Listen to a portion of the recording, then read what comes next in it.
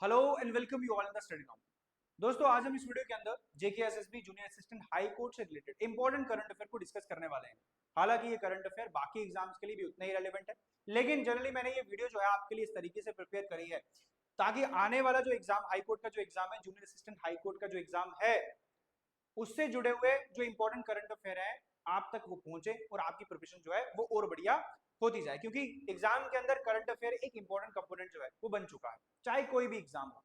तो अभी कुछ ही दिनों के अंदर आपका एग्जाम होने वाला है, तो इसी वजह से ये करंट अफेयर हम JKSSB junior assistant high court के एग्जाम को ही यहाँ पर टारगेट कर रहे हैं।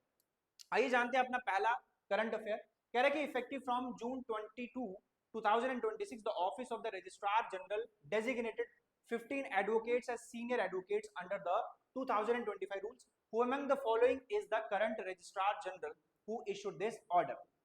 यानी कि सवाल यह है दोस्तों कि Jammu Kashmir and Ladakh high court के करंट रजिस्ट्रार जनरल कौन है जिन्होंने हाल फिलहाल 15 एडवोकेट्स को एज अ सीनियर एडवोकेट्स जो है वो ऑफिशियली डिक्लेयर किया है अंडर द 2025 रूल्स। ये ऑर्डर जो है ये किसने जारी किया है? आपके सामने सवाल के ऑप्शन दोस्तों, जस्टिस संजीव कुमार, एम के शर्मा, डीसी रैना या जस्टिस राजेश सेकरी। अगर हम बात करें दोस्तों करंट रजिस्ट्रार जनरल जो है जम्मू कश्मीर हाई कोर्ट के, तो उनका नाम है एम के शर्मा, महेंद्र कुमार शर्मा जो है दोस्तों वो करंट रजिस्ट्रार जनरल है हाई कोर्ट के अंदर। ठीक है, एम के शर्मा। बात करते हैं अपने अगले करंट अफेयर की। Under the J&K high court rule 1999 who hold the absolute legal authority to form structural roster panels and nominate special vacation judges for handling emergencies during recesses। यानी कि जेएंडके कोर्ट रूल 1999 के तहत वो कौन personality है जो कि hold the absolute legal authority, जिनके पास ये एब्सोल्यूट लीगल अथॉरिटी है कि वो ड्यूरिंग रेसेस, यानी कि जैसे फॉर एग्जांपल अभी समर वेकेशन चल रही है, विंटर वेकेशन चलती है, तो इन रिसेस के टाइम पीरियड पे वो कौन सी अथॉरिटी है हाई कोर्ट के अंदर जिनके पास ये पावर है, ये शक्ति है कि वो वेकेशन जजेस को नॉमिनेट कर सकते हैं इमरजेंसी टाइम पीरियड के लिए। क्योंकि फिलहाल अब तो जजेस छुट्टी पर होंगे, तो आप वेकेशन जजेस को या वेकेशन जजेस को आप क्या करोगे? नॉमिनेट करोगे इमरजेंसी टाइम पीरियड के लिए। तो ये अथॉरिटी किसके पास है? The lieutenant governor of J&K, chief justice of the high court, union minister of law and justice या एडवोकेट जनरल ऑफ यूटी। तो देखिए दोस्तों वो अथॉरिटी किसके पास होती है? वो अथॉरिटी होती है the chief justice of high court. Chief justice of high court ये अथॉरिटी होल्ड करते हैं कि वो एक ऐसी एडमिनिस्ट्रेटिव अथॉरिटी है जो कि एलोकेट करती है पोर्टफोलियोज, नॉमिनेट करती है स्पेशल बेंचेस, साथ ही साथ अपॉइंटमेंट ऑफ इमरजेंसी वेकेशन जजेस। ठीक है, बढ़ते हैं अपने अगले करंट अफेयर की तरफ। The high court of Jammu and Kashmir and Ladakh recently integrated SUVAS into its workflow to handle automated translation. What does SUVAS stand for in the Indian judicial ecosystem? Indian judicial ecosystem के अंदर SUVAS है जो कि एक automated translation tool है, जहां पर जो जज के ऑर्डर होते हैं, जो जज की सुनवाई होती है वो इंग्लिश के अंदर होती है, बट उसको ट्रांसलेट किया जाएगा इस एआई टूल की मदद से इनटू जो रीजनल वर्नाक्युलर लैंग्वेजेस होती हैं उसमें इसको ट्रांसलेट किया जाएगा। तो सवाल है SUVAS की फुल फॉर्म क्या है? State universal legal vernacular automation software, supreme court विधिक अनुवाद software, system for unified verification advisory solution या supreme court vernacular act scheme. तो देखिए दोस्तों ये सॉफ्टवेयर का नाम है सुप्रीम कोर्ट विधिक अनुवाद सॉफ्टवेयर, इसका करेक्ट आंसर हो जाएगा। तो अगर हम बात करें SUVAS की, तो सुप्रीम कोर्ट विधिक अनुवाद software is AI powered translation tool developed by the judiciary to convert landmark judgement, Supreme Court की कोर्ट की जो भी जजमेंट आती है, कोर्ट का जो भी लीगल ऑर्डर आता है जो कि इंग्लिश में आता है, उसको ये AI टूल जो होगा वो रीजनल वर्नाक्युलर भाषा के अंदर ट्रांसलेट कर देगा। बढ़ते हैं अपने अगले करंट अफेयर की तरफ। In the mid 2026 the high court of J&K Ladakh directed the state judicial machinery to strictly execute the modern e filing 3.0 module, which committee manage the technical execution of this project in the union territory. तो सवाल यह है कि High court of Jammu and Kashmir Ladakh के द्वारा state judicial machinery को यह strictly आदेश जारी किया गया था कि आप जल्दी से जल्दी मॉडर्न ई फाइलिंग 3.0 को जम्मू कश्मीर के अंदर इंप्लीमेंट करो। ई फाइलिंग 3.0 मॉड्यूल एक ऐसा मॉड्यूल है जहां पर हाई कोर्ट को टेक्निकल अपस्किलिंग जो है वो देने की कोशिश करी जा रही है, जहां पर केसेस को ऑनलाइन तरीके से फाइल किया जाएगा, आपको कोर्ट जाने की जरूरत भी नहीं है। तो इस तरीके से आप कोर्ट के अंदर एक टेक्निकल अपस्किलिंग देख रहे हैं।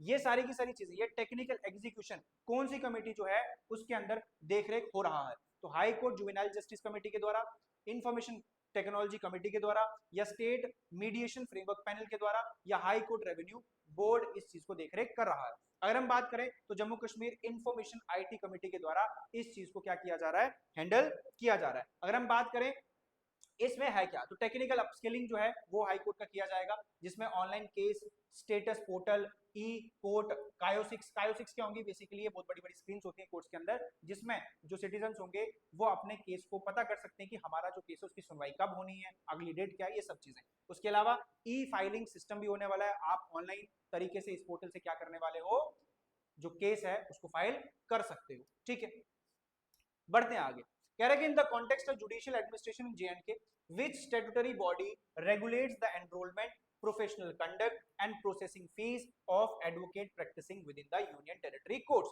तो कह रहा है कि जुडिशियल एडमिनिस्ट्रेशन, जम्मू कश्मीर के जुडिशियल एडमिनिस्ट्रेशन के कॉन्टेक्स्ट के अंदर वो कौन सी स्टैट्यूटरी बॉडी है जो कि एनरोलमेंट से जुड़े हुए, प्रोफेशनल कंडक्ट से जुड़े हुए, या रजिस्ट्रेशन फीस से जुड़े हुए मुद्दे, जो कि मतलब एडवोकेट, जो प्रैक्टिसिंग एडवोकेट्स होंगे उनके फीस, उनके एनरोलमेंट, उनके प्रोफेशनल कंडक्ट से जुड़े हुए मुद्दों को हैंडल करती है।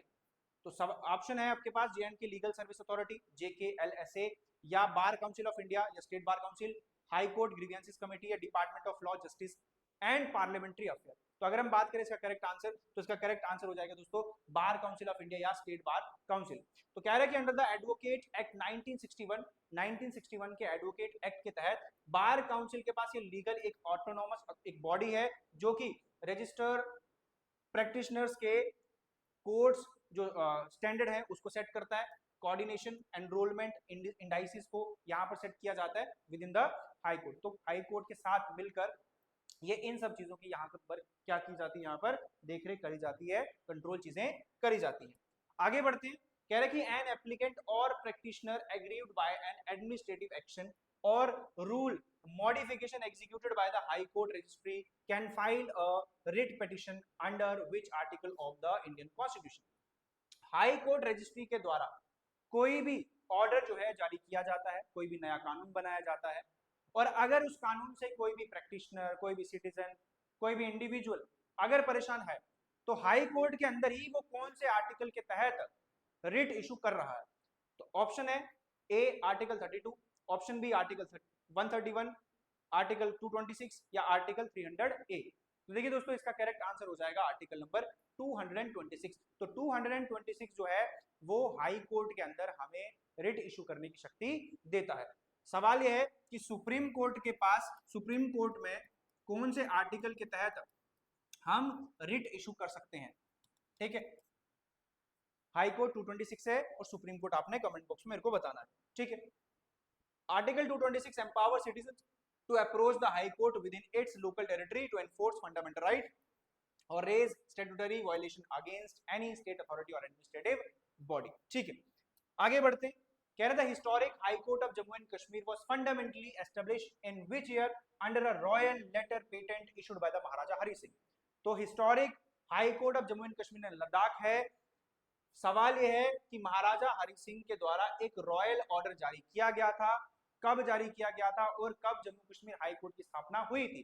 ऑप्शन है 1928, 1947, 1956 या 1971। तो इसका करेक्ट आंसर हो जाएगा 1928। तो 1928, 26 मार्च 1928 के द्वारा एक रॉयल ऑर्डर जो है महाराजा हरि सिंह के द्वारा जारी किया गया था, जिसमें हाई कोर्ट की एस्टेब्लिशमेंट हुई थी। और हमारे पहले chief justice of Jammu Kashmir high court हैं लाला कुंवर सेन। जो वो लाला कुंवर सेन जो है वो first chief justice of Jammu Kashmir high court. ठीक है, आगे बढ़ते हैं। कह रहे हैं कि which structural body inside the high court framework is legally tasked with providing free competent legal aid and organizing लोक अदालत for the weaker section for the of the society in Jammu and Kashmir. तो देखिए दोस्तों क्या होता है कि हमारे देश के अंदर कुछ ऐसा सिस्टम है कोर्ट्स के अंदर कि कोई वीकर सेक्शन होगा तो उसको फ्री लीगल एड प्रोवाइड की जाती है, उसको वकील इशू करवाया जाता है। तो बोल रहे हैं कि वो कौन सी अथॉरिटी है जो कि free legal aid, competent legal aid, organising Lok Adalat या फ्री जो वकील है, फ्री एडवोकेट जो है वो प्रोवाइड करती है। तो JK judicial academy, J legal service authority, high court advisory council या vigilance cell of the high court. तो इसका करेक्ट आंसर हो जाएगा legal service authority, JKLSA, Jammu Kashmir legal service authority जो है ये फ्री सर्विस जो है ये प्रोवाइड कर पाती है हमारे सिटीजन्स को या हम सिटीजन्स को, जिसको हम प्रो बोनो रिप्रेजेंटेशन भी बोलते हैं। प्रो बोनो एक लैटिन टर्म है जिसका मतलब होता है मुफ्त सेवा। बढ़ते आगे, कह रहा है कि under the Jammu and Kashmir reorganisation act 2019 what is the status of the high court regarding the two distinct union territories. तो जम्मू कश्मीर रिऑर्गेनाइजेशन एक्ट 2019 आया था जिसमें जम्मू कश्मीर और लद्दाख यूनियन टेरिटरीज अलग अलग हो चुकी हैं। तो पूछा जा रहा है कि जो हाई कोर्ट है उसका स्टेटस क्या है। तो ये बोला जा रहा है, पहला ऑप्शन है Jammu and Kashmir Ladakh have, Jammu Kashmir and Ladakh have completely separated high court. दोनों अगर हम बात करें यूनियन टेरिटरीज के पास अपने अपने हाई कोर्ट है, ठीक है, देख लेते हैं। It serve as the common high court for both Jammu Kashmir and Ladakh, या एक ही हाई कोर्ट है जो कि जम्मू कश्मीर और लद्दाख के लिए सर्व कर रहा है। Ladakh fall under the jurisdiction of Himachal Pradesh high court, Ladakh जो है हिमाचल प्रदेश हाई कोर्ट की जुरिस्डिक्शन के अंदर आता है, या high court handle only the Jammu province, या ये जो हाई कोर्ट है ये सिर्फ जम्मू प्रोविंस को ही हैंडल कर रहा है। तो हम जानते ही हैं कि जम्मू कश्मीर हाई कोर्ट जो है it is also the high court of Ladakh, it serve as a common high court for both Jammu Kashmir and Ladakh. ठीक है, आगे बढ़ते हैं। कह रहा है कि who currently hold the top constitutional post of advocate general for the union territory of Jammu and Kashmir acting as its chief legal adviser.